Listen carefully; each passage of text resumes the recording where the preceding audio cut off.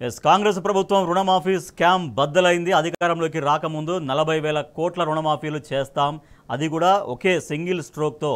ఎవరైతే రుణాలు తీసుకోలేదో వెళ్ళి తీసుకోండి, ఇంకా రుణం తీసుకున్న వాళ్ళు కూడా తీసుకోండి. డిసెంబర్ 9 రోజు మా ప్రభుత్వం అధికారంలోకి వచ్చినటువంటి అదే రోజు డిసెంబర్ 9 రోజు ఒకే స్ట్రోక్తో 2 లక్షల రుణమాఫీ చేస్తామనేది ప్రకటించారు అప్పుడు పీసీసీ చీఫ్గా రేవంత్ రెడ్డి. బట్ సీఎం అయిన తర్వాత దాన్ని ఒకే దశ కాకుండా 3-4 దశలైనాయి. అయినా కూడా 3-4 దశలు అయినప్పటికీ కూడా రైతాంగానికి పూర్తిగా న్యాయం జరగలేదు. కేవలం ఒక 40% మాత్రమే రుణమాఫీ జరిగింది. ఇంకా రుణమాఫీ కానీ రైతాంగం సంఖ్య 60%, దాదాపు 60% ఉంది. రుణమాఫీలో ఎందుకు ఇంత గందరగోళం? రైతాంగం ఇబ్బందులు పడుతుంది. ఇప్పుడు రైతులకు సమాధానం చెప్పాల్సినటువంటి ప్రభుత్వం ఎందుకు మొహం చాటేస్తోంది? మా ప్రతినిధి కరీంనగర్ నుంచి వేణుగోపాలరావు మనకు లైవ్లో ఉన్నారు. రైట్ వేణుగోపాలరావు, కరీంనగర్ జిల్లా వ్యాప్తంగా రైతాంగంలో ఏం చర్చ జరుగుతుంది? రుణమాఫీ ఎంతమందికి అయింది, ఎంతమందికి కాలేదు? మరి మాకు కాలేదని అధికార యంత్రాంగం దగ్గరికి వెళితే వాళ్ళకి ఎటువంటి సమాధానం వస్తుంది? అయిన రైతాంగం ఏం చెబుతోంది?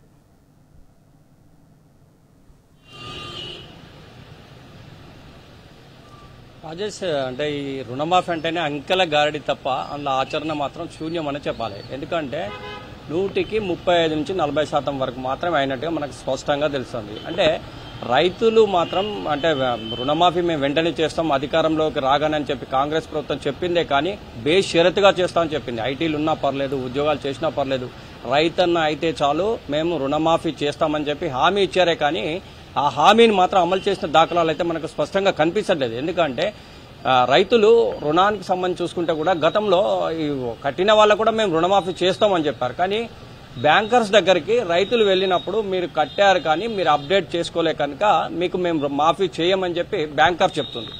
మరి అధికారుల వద్దకు వెళ్ళి ఎందుకు మా పేరు లేదు, మేము కట్టాము అని చెప్పి పాస్బుక్ మరియు దాని సంబంధించిన బ్యాంకు సంబంధించినటువంటి కట్టినటువంటి డబ్బులకు సంబంధించిన బ్యాంక్ పాస్బుక్ కూడా తీసుకెళ్లి చూపిస్తే ఇది మాకు సంబంధం లేదు, మాకు పైనుంచి రాలేదు అని చెప్తున్నారు. అంటే ముఖ్యంగా మనకు చూసుకుంటే ఈ రైతుకు సంబంధించి రుణమాఫీ అవగాహన లోపం స్పష్టంగా కనిపిస్తోంది.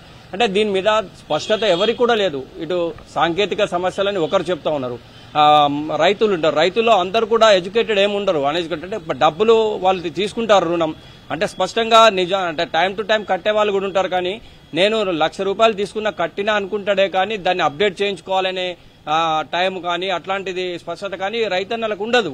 కానీ మీరు అప్డేట్ కట్టింది కానీ అప్డేట్ చేసుకోలే కనుక మీకు రైతు రుణమాఫీ రాదంటున్నారు. ఇంకోవైపు చూసుకుంటే ఒక కుటుంబంలో తండ్రికితో పాటు ఒక 3 కొడుకులు ఉంటే ఒకే రేషన్ కార్డు మీద తండ్రి ఉంటే తండ్రికి రుణమాఫీ అయింది, కానీ 3 కొడుకులకు రుణమాఫీ కాలేదు. అంటే ఇంట్లో ఒక్కళ్ళకే అంటే ఆధార్ కార్డు లేదా రేషన్ కార్డు ఇవన్నీ కూడా ఏ ప్రతిపాదిక అవసరం లేదు, రైతులందరికీ రుణమాఫీ చేస్తామని చెప్పారా కానీ చేసినటువంటి పరిస్థితి లేదు. ఈ నేపథ్యంలో ప్రస్తుతం అయితే రైతులు బ్యాంకుల చుట్టూ అధికారుల చుట్టూ తిరుగుతూ నానా అవస్థలు పడుతున్నటువంటి పరిస్థితి మనకు స్పష్టంగా కనిపిస్తుంది.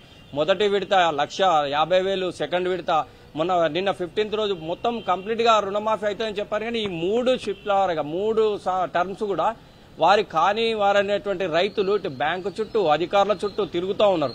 ఇంకా కొంతమంది బ్యాంకర్స్ అయితే రైతులతో స్పష్టంగా నీ పేరు లేదు, నీ పేరులో స్పష్టమైనటువంటి మిస్టేక్ ఉంది అంటే ఆధార్లో కొన్ని మిస్టేక్స్ కూడా వచ్చినాయి. ఈ పేర్లలో మిస్టేక్స్ ఉంటే కూడా సాంకేతిక సమస్య చూపెట్టి వాళ్ళది కూడా పక్కన పెడుతున్నారు. ఇంకోవైపు మాత్రం అధికార యంత్రాంగం ఏమేం చెప్తుంటే రుణమాఫీ కాని వాళ్ళు మీరు మా కంప్లైంట్ చేసినట్టయితే దాన్ని మేము చేస్తామని చెప్పారే కానీ ఇప్పటికీ ఫస్ట్ విడత, సెకండ్ విడత, థర్డ్ విడత 3 విడతలని చెప్పిన 3 విడతల నుంచి అంటే వాళ్ళు అయితే తీసుకుంటున్నారు కానీ ఇప్పటివరకు అయితే సమస్యకు పరిష్కారం అయితే ఎక్కడ మనకు కనిపించట్లేదు రాజేష్.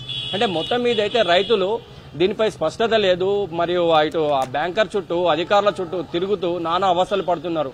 ఓవైపు వర్షాలు పడుతున్నాయి అంటే రైతన్నలు సాగు చేసుకోవాలి, ఓవైపు అటు చూసుకోవాలి, ఒకవైపు ఇటు చూసుకోవాలి, మరోవైపు ఇటు అందరికీ ఊర్లలో అంటే క్యాజువల్ ఎట్లుంటాయంటే గ్రామీణ ప్రాంతాల్లో ఒక 20-30 మందిలో 10 మందికో 15 మందికో మాఫీ అయ్యి మిగతా వాళ్ళకి కాకుంటే వాళ్ళు చాలా బాధపడుతూ ఉంటారు. ఎందుకంటే అరే వాడికి అయింది సేమ్, నేను అదే టైంలో లోన్ కూడా నేనే కట్టి వచ్చిన కదా స్వయంగా, మరి నాకెందుకు అయితే లేదని పోయి అడిగితే ఇటు బ్యాంకర్స్ నుంచి సమాధానం లేదు, ఇటు అధికారుల నుంచి సమాధానం లేదు.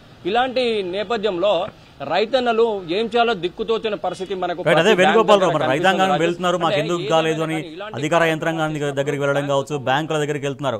సో వాళ్ళకి అట్లీస్ట్ మరి ఒక సమాధానం స్ట్రైట్ గా ఎస్ మీకు ఈ కారణం చేత కాలేదు, లేకపోతే మళ్ళీ మీరు ఇది అప్లై చేసుకోండి మేము ఇస్తామని చెప్తున్నారా, లేకపోతే ఇక అయిందేదో అయిపోయిందని చేతులు ఎత్తేస్తున్న పరిస్థితి కనపడుతోందా?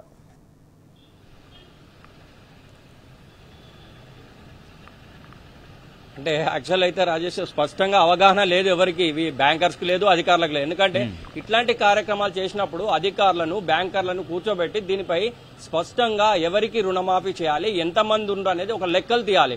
అసలు లెక్కలు లేవు, అసలు వీళ్ళకి రివ్యూ మీటింగ్ పెట్టాలి, యాక్చువల్ రైతులు ఎంతమంది ఉన్నారు, ఎంతమందికి రుణమాఫీ చేయాలి అనే దాని మీద కూడా స్పష్టమైనటువంటి అవగాహనతోటి మీటింగ్స్ కానీ ఇటు రైతాంగం కావచ్చు, ఇటు రైతులు మన వైపు అధికారులు కావచ్చు, బ్యాంకర్స్ ను కూర్చోబెట్టి అధికారులు వాళ్ళతో చర్చించాలి. అసలు ఎంతమంది రైతులు ఉన్నారు, ఎంతమందికి మాఫీ చేయొచ్చు.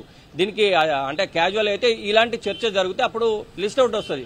కానీ ఇదేంటంటే ఆదరా బాదరాగా ఇచ్చామా లేదా అన్నట్టే ఉంది. కానీ ఆదరా బాదరాగా చేసిన నేపథ్యంలో ఎవరికి స్పష్టత లేదు.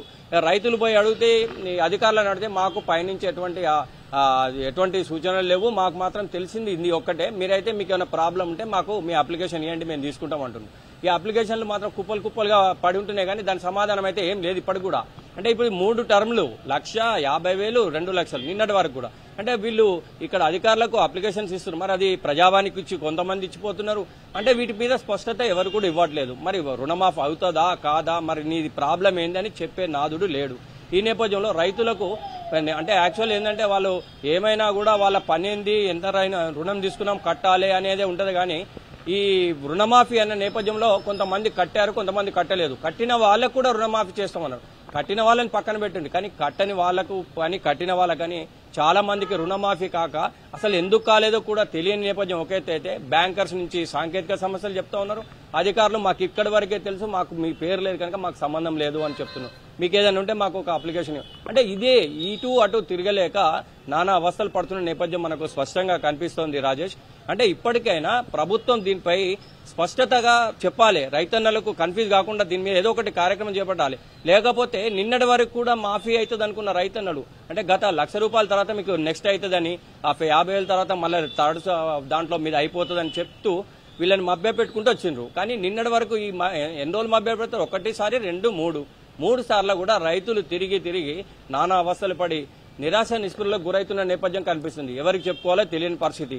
ఈ నేపథ్యంలో ఇప్పుడు బ్యాంకర్స్ కు మాత్రం ఒకటే చెప్తున్నారు, మాకు లిస్ట్ లో మీ పేరు లేదు, మీకు ఇవ్వము, మీరు రావద్దు, మీరు అప్డేట్ చేసుకోలేదని చెప్తున్నారు. అంటే వీళ్ళు డబ్బులు కడతారు కానీ అప్డేట్ చేసుకోవడం తెలియదు. కొంతమందికి సెల్ ఫోన్ నెంబర్లు పాత ఇచ్చిండ్రు, ఆ తర్వాత ఫోన్ నెంబర్ వాళ్ళు వాడక నేపథ్యంలో వీళ్ళకి ఎటువంటి మెసేజ్ పోలేదు. ఈ మెసేజ్ పోని నేపథ్యంలో కూడా అప్డేట్స్ కానీ రైతన్నలు కొంతమంది ఉన్నారు. అంటే ఇదంతా కూడా సాంకేతిక నేపథ్యం అనేది ఒకటి చూపెట్టి, అంటే స్పష్టత లేక ఇటు అధికారులకు వీళ్లకు సరైనటువంటి అవగాహన లేని నేపథ్యం మనకు స్పష్టంగా కనిపిస్తుంది రాజేష్. ఈ నేపథ్యంలో రైతులకు 140% వరకు అయినట్టుగా కనిపిస్తుంది, కానీ ఇంకా చాలా మందికి కాలేదు.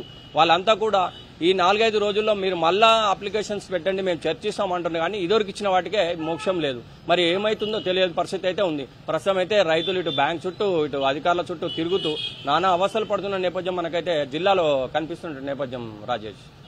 Thank you Venugopalarao. ఎస్, ఎన్నికలప్పుడు కాంగ్రెస్ పార్టీ ఊదరగొట్టింది 40,000 కోట్ల మేము రుణమాఫీ చేస్తాం. అది కూడా అధికారంలోకి రాగానే డిసెంబర్ 9 రోజు సోనియా గాంధీ జన్మదిన కానుకగా రైతాంగానికి ఏకకాలంలో 2 లక్షల రుణమాఫీ చేస్తామనేది అప్పుడు పీసీసీ చీఫ్గా ఉన్నటువంటి రేవంత్ రెడ్డి చెప్పినటువంటి మాట. ఒకే సంతకంతో ఒకే స్ట్రోక్తో 2 లక్షలు చేస్తాము, ఎవరైనా రుణాలు తీసుకొని వాళ్ళు ఉంటే వెంటనే బ్యాంకుకి వెళ్ళి రుణాలు తీసుకుంటే రాగానే చేస్తామనేది అప్పుడు చెప్పిన మాట. ఎస్, ప్రభుత్వంలోకి అధికారంలోకి వచ్చిన తర్వాత క్యాబినెట్లో మీటింగ్ అయింది, చర్చ చేసిన తర్వాత మొత్తం 31,000 కోట్లకు లెక్క వచ్చింది. 40,000 కోట్ల నుంచి 31,000 కోట్లకు వచ్చింది. ఎస్, ఫైనల్గా క్యాబినెట్లో ఏదైతే నిర్ణయం తీసుకుంటారో దానికైనా కూడా కట్టుబడి ఉండాలి. అదే నెంబర్ అంటే 31,000 కోట్ల రుణమాఫీ అనేది రైతులకు జరగాలి. కానీ రైతులకు చేసిందంత 17,000 కోట్లు మాత్రమే. అంటే క్యాబినెట్లో తీసుకున్న నిర్ణయం ప్రకారం 31,000 కోట్లకి చేసిన 17,000 కోట్లు దాదాపుగా సగానికి సగం లెక్క తగ్గిపోయింది. సో ఎందుకు తగ్గించారు, రైతుల సంఖ్యను ఎందుకు తగ్గించారు, లేకపోతే నిధులను ఎందుకు తగ్గించారో ప్రభుత్వం రైతాంగానికి ప్రజలకు సమాధానం చెప్పాల్సిన బాధ్యత ఉంది. బట్ ప్రభుత్వం నుంచి ఎటువంటి సమాధానం చెప్పట్లేరు. ఫస్ట్ విడత అంటే ఏకకాలంలో ఉన్నారు, దాన్ని 2 నుంచి 3 విడతలు, 3 నుంచి 4 విడతలుగా అయింది. బట్ అది కూడా ప్రాపర్గా జరగలేదు. ఇన్ని విడుదలైనా కూడా రైతాంగానికి చాలా వరకు రుణమాఫీ జరక్క బ్యాంకర్ల చుట్టూ అధికారుల చుట్టూ చక్కర్లు కొడుతున్నా కూడా రైతులకు స్పష్టమైన సమాధానం రావట్లేదు. కాకపోతే ఎస్ 100% మేము రుణమాఫీ చేసేసామనేది కాంగ్రెస్ ప్రభుత్వం గొప్పగా చెబుతున్నటువంటి మాట. ఎస్, రుణమాఫీతో పాటుగా మనం ఇప్పుడు రైతు బంధు లేదా రైతు భరోసా గురించి కూడా మాట్లాడుకోవాలి. ఈ వానాకాలం సీజన్కి జూన్ 1-2వ వారంలోపు రైతు భరోసా నిధులు కూడా కావాలి. లేదంటే కాంగ్రెస్ ప్రభుత్వం రైతు భరోసా ఇవ్వట్లేదు, రైతు బంధునే ఇస్తుంది. ఆ రైతు బంధు డబ్బులైనా కూడా రావాలి. సో అది కూడా లేక ఇవాళ ఆగస్టు థర్డ్ వీక్ నడుస్తుంది. దాదాపుగా వ్యవసాయాన్ని వానాకాలం సగానికంటే ఎక్కువగా అయిపోతున్న పరిస్థితి. ఇప్పటికి కూడా రైతు బంధు లేదా రైతు భరోసా ఏది కూడా రైతులకు చేరలేదు.